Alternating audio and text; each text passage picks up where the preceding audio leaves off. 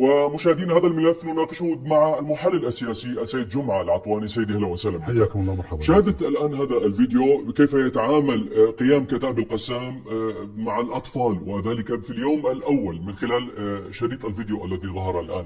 رايك كيف تنظر لهذا الموضوع؟ بسم الله الرحمن الرحيم. غير مستغرب على فصائل المقاومه ان تقوم بالتعامل مع الأطفال وحتى بقية المستوطنين المدنيين بإنسانية، على اعتبار أنهم يحملون قيم إسلامية وإنسانية، وهم أيضا يشعرون بطبيعة التوحش الذي قام به الكيان الصهيوني.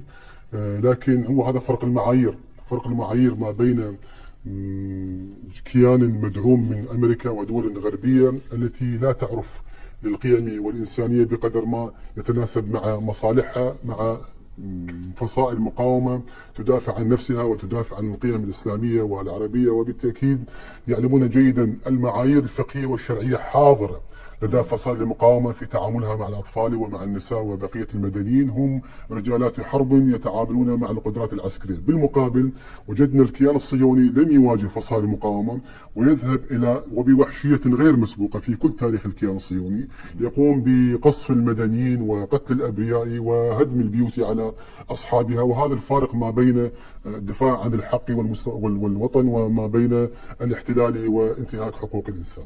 طيب سيد جمعة، يعني بالنسبة للأسرة وموضوع الأسرة، برأيك أليس يعني ممكن أن نشهد محاولة من حماس لإدخالهم في مرحلة مفاوضات ومباحثات مع الجانب الاحتلال الصهيوني للتخفيف من القصف على غزة في الأيام المقبلة؟ كتبادل الأسرى من السابق لأواني، ولكن أعتقد أن فصائل المقاومة حماس وحركة الجهاد الإسلامي أعلنوها مرارا وتكرارا بأن الأسرى هم متواجدون في نفس المجمعات السكنية التي يتواجد بها أبناء غزة، وبالتالي على العدو على أقل تقدير إذا لم يراعي إلا ولا ذمة ولا حقوق إنسان للفلسطينيين عليه أن يراعي الأسرى من المدنيين من المستوطنين. ولكن كما هو معلوم يعني هل ممكن أن يؤثر وجود أسرى الآن على تقليل القصف، الحد من القصف على غزة؟ أعتقد أن العدو الصهيوني عندما جاء بالمستوطنين من أصقاع الأرض وضعهم كدروع بشرية، ولهذا وجدناه أنه عندما قام المقاومون بأسر هؤلاء لم نجد ثمة ردة فعل للمفاوضات. يعني كان يفترض بالكيان الصهيوني أن يفتح باب المفاوضات أو على أقل تقدير يرتدع أو يرعوي من ضرب المناطق السكنية الأهلة بالسكان من الفلسطينيين. بينما وجدناه لم يكترث بذلك، لأنه لا يعد هنالك قيمة للمستوطنين وضعهم باعتبارهم كدروع بشرية، واستمر في قتل المدنيين من الفلسطينيين في غزة وفي غيرها بطريقة غير مسبوقة. يعني عاد الكيان الآن لمرحلة ما قبل 2016 باستخدام مسألة هانيبال التي تسمح للكيان الصهيوني باستهداف أي منطقة حتى لو كانت تحتوي على الأسرى. أعتقد أنه الآن الكيان الصهيوني يعني من خلال ردة فعله وانفعالاته، لأنه واجه ضربة نوعية غير مسبوقة أيضا من فصائل المقاومة، وليس لديه القدرات في مواجهة فصائل المقاومة، فيحاول أن يصب جام غضبه على المدنيين. وهذا العمل الوحشي بجانبين يمثل انتصار لفصائل المقاومة. أولا كشف للرأي العام العربي والإسلامي والدولي على أقل تقدير على مستوى المجتمعات بأن هذا النظام هو نظام وحشي لا يحسب حسابات لأي مواطن مسلم فضلا عن مواطن عربي. ووزير حرب الكيان الصهيوني يتعاطى مع الشعب الفلسطيني على أنهم وحوش كما أكد في أحد تصريحاته، بل أنه ذهب أكثر من ذلك، أنه لا يكترث حتى باليهود الذين تم أسرهم في المستوطنات وقام بقتل الجميع. وهذا يمثل ثمة حالة من الأساليب التي يمكن أن توظف إعلاميا لصالح فصائل. هو أيضا تشكيل حكومة حرب يعني من قبل الكيان، خصوصا بوجود متطرفين مثل رئيس الحكومة وزير دفاع، أيضا هذا زاد برأيك من دموية هذا الكيان؟ هذا الكيان أعتقد نتنياهو تحديدا حاول أن يهرب من المسؤولية إلى الأمام، لأنه هذه الهزيمة الكبرى التي مني بها الكيان الصهيوني بشكل غير مسبوق يتحملها نتنياهو وطاقم حكومته. فمن أجل أن يرتفع على هذه الخسارة ذهب للتحالف مع المتطرفين واليمينيين في الكيان الصهيوني حتى يتعاملوا مع الفلسطينيين من بعد عقائدي وكما هو معلوم فإن هؤلاء الصهاينة يتعاطون مع كل المسلمين على أنهم أعداء لهم ويجوز قتلهم في أي مكان وفي أي تزداد طريقة. بذلك دمويا. فلهذا ازدادوا أكثر دموية حتى يحصل على شعبية أكثر، لكنه لا يعلم بأن هذه الدموية سوف تنعكس على الكيان الصهيوني. لماذا؟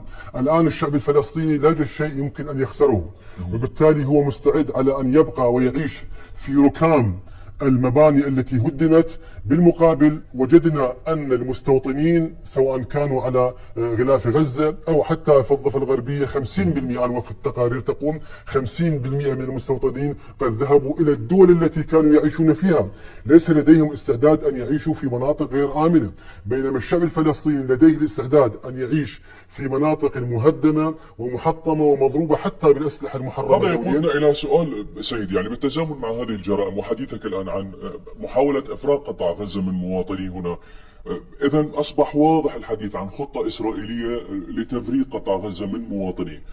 كيف يمكن للرأي العام الآن وخاصة بهذا الوقت بالذات أن يقف بوجه هذه الأطماع؟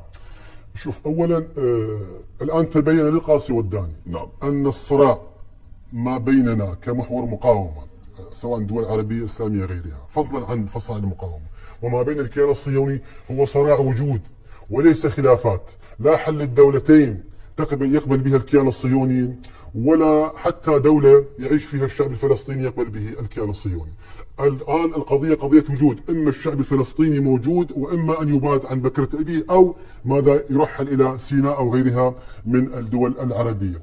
وهذا الأمر بالنسبة للشعب الفلسطيني انتهى. لماذا؟ لأنه عندما كانت فصائل المقاومة والشعب الفلسطيني يعيش حالة من الضعف إلى الدرجة التي لا يستطيع أن يقاوم بها الدبابة الصهيونية لم يقبل بأن يتنازل عن أرضه، فما بالك واليوم محور المقاومة وفصائل المقاومة يمتلكون من القدرات العسكرية ما يستطيع أن يجهضوا به قدرات العدو العسكرية. بالمقابل العمق الجماهيري في التظاهرات التي حصلت في هذا اليوم اللي تمثل رسالة كبيرة للدول الغربية ولإسرائيل على أنكم تحاربون شعبا عمقه 2 مليار مسلم.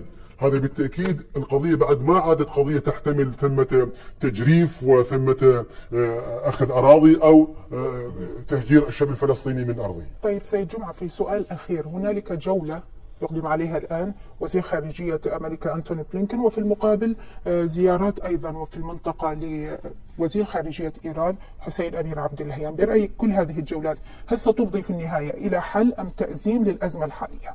لا أعتقد أن ذكرت لكم ما قامت به الكيان الصهيوني من جرائم سوف يسرع من إيقاف هذا النزيف في الدم. لماذا؟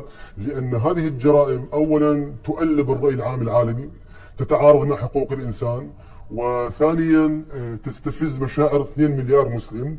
وبالتالي أعتقد بأن العدو يعلم جيدا مدى ردة الفعل.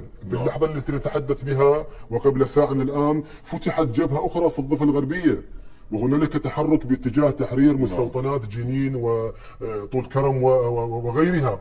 فبالنتيجة النهائية أقول هذا الحراك الدبلوماسي على مستوى الجمهورية الإسلامية وحتى حراك الجمهورية والحكومة السيد السوداني من شأنه أن يصنع رأي عام رسمي على قد تقدير على مستوى الدول الإسلامية تضغط على الدول الغربية وغيرها لإيقاف هذا النزيف. أما بلينكن في زيارته يحاول أن يحيد الدول المطبعة مع الكيان الصهيوني ويلمح ربما باستخدام القوة إذا ما قامت هذه الدول بمساعدة الشعب الفلسطيني.